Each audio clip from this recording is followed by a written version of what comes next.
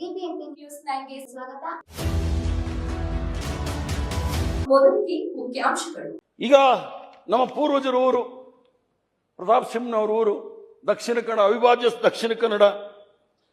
ಅಲ್ಲಿ ದ್ವೇಷ ಭಾಷಣಗಳು, ಅವ್ರ ಹೆಸರು ನಾನು ಹೇಳಕ್ ಹೋಗಲ್ಲ, ಅವ್ರಿಗೆ ಬಹಳ ಜನ ಇಲ್ಲಿರೋರಿಗೆ ಗುರುಗಳು 13 ಕೇಸು ದ್ವೇಷ ಭಾಷಣದ ಮೇಲೆ ಆಗಿದೆ.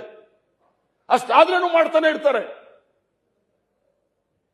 ತ್ರಿಪಲ್ ತಲಾಖ್ ಬಂದಾಗ ಏನ್ ಭಾಷಣ ಮಾಡಿದ್ರು ಅಂತ ಹೇಳಿದ್ರೆ ಯಾರಾದ್ರು ನಾಗರಿಕ ಮನುಷ್ಯ ಆತ್ಮಹತ್ಯೆ ಮಾಡ್ಕೋಬೇಕು, ಆ ತರ ಭಾಷೆಗಳು ಮಾತಾಡಿದ್ರು. ಇದು ದ್ವೇಷ ಭಾಷಣ ನಾವು ನಿಲ್ಲಿಸ್ತೇನೆ, ಇನ್ಯಾರು ನಿಲ್ಲಿಸಬೇಕಾಗಿದೆ? ಸಂವಿಧಾನದ ಬಗ್ಗೆ ನಾರಾಯಣ ಸ್ವಾಮಿ ಅವರು ಹೇಳಿದ್ರು, ಪೂರ್ತಿ ಕೇಳಿ ನಾರಾಯಣ ಸ್ವಾಮಿ ಅವರು, ಆಮೇಲೆ ನೀವು ಹೇಳಿ. ಸಂವಿಧಾನವನ್ನ ನಾವು ತಂದಾಗ ಗೋಲ್ವರ್ಕರ್ ಅವರು ಏನ್ ಹೇಳಿದ್ರು? ಈ ಸಂವಿಧಾನವನ್ನ ನಾವು ಒಪ್ಲಿಕ್ಕೆ ಸಾಧ್ಯ ಇಲ್ಲ, ಇದರಲ್ಲಿ ಪಾಶ್ಚಿಮಾತ್ಯದಿಂದ ಎಲ್ಲವೂ ತೆಗೆದುಕೊಂಡು ಬಂದು ಈ ಸಂವಿಧಾನದಲ್ಲಿ ಅಳವಡಿಸಿಕೊಂಡಿದ್ದಾರೆ, ಆದ್ರಿಂದ ಈ ಸಂವಿಧಾನವನ್ನು ನಾವು ಸುಡ್ತೀವಿ ಅಂತ ಹೇಳಿ ರಾಮಲೀಲಾ ಮೈದಾನದಲ್ಲಾಗಿ ಸಂವಿಧಾನವನ್ನು ಸುಟ್ರು. ಸುಳ್ಳು ಅದು ಇರ್ಬೋದು, ನಾನು ಪ್ರೂವ್ ಮಾಡ್ತೀನಿ, ದಾಖಲೆ ಕೊಡಿ. ಸುಡ್ತೀವಿ ಅಂತ ಎಲ್ಲಿ ಹೇಳಿರೋದು ಪ್ರೂವ್ ಮಾಡ್ಬೇಕಲ್ಲ. ಈಗ ಮನಸ್ಸಿಗೆ ಬಂದಂಗೆ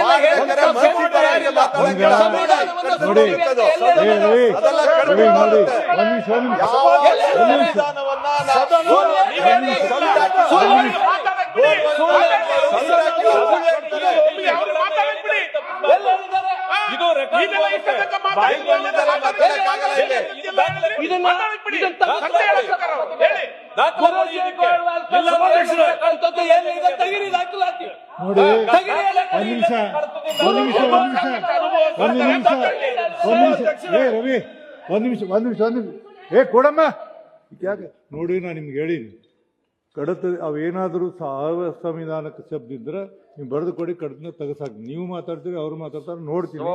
ಯಾವ್ದು ಒಂದ್ ನಿಮಿಷ ಯಾವ್ದು ಸಂವಿಧಾನ ಪ್ರಕಾರ ಇರ್ತೈತಿ ಅದನ್ನ ಹೇಳ್ತೀನಿ. ಇಲ್ಲ ಅಂದ್ರೆ ನೀವು ಬರೆದು ಕೊಟ್ಟು ಇಮಿಡಿಯೇಟ್ ತೆಗಿತೀನಿ. ಹೇಳ್ಬೇಡಿ ನೀವು ನೋಡಿ.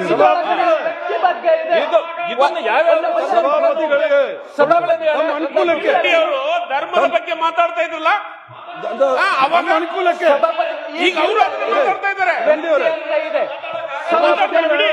ಒಂದು ಸಂಸ್ಥೆ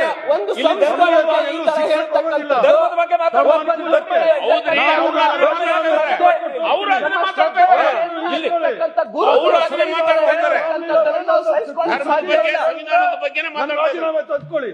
ಅಕಸ್ಮಾತ್ ಸುಟ್ಟಿದ್ದಾರೆ ಅಂದ್ರೆ ಅವ್ರು ರಾಜೀನಾಮೆ ತೆಗೆದುಕೊಳ್ಳಿ, ನಾನು ರಾಜೀನಾಮೆ ಪತ್ರ ಈಗಲೇ ಕೊಟ್ಟು ಹೋಗ್ತೀನಿ. ಅದಕ್ಕೆ ಒಪ್ಕೊಳ್ತಾರ ಕೇಳಿ ನೋಡಿ.